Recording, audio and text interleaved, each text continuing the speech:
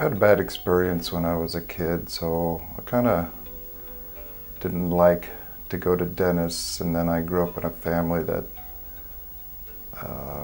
wasn't attentive to my brother's needs dental-wise, and then over the years I've had a few teeth knocked loose and they tightened up, but then they loosened up again and then started coming out and pulling, and then I had a flipper put in and very uncomfortable, and my son had suggested that I go this direction while I'm still young, so here I am. Yeah, they were very attentive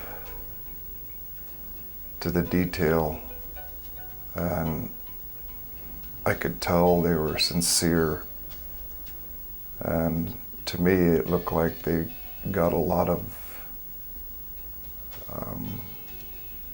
what's the word I'm looking for? Satisfaction from helping people. Even after a few days, I have to think about that I even have them.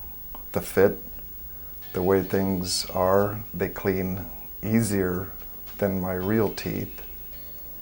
And I'm just grateful knowing that I'm not going to have any mouth infections or troubles and ongoing dentistry the rest of my life. It's just like I've been given a new lease. So my next 30 years are going to be a healthy 30 years.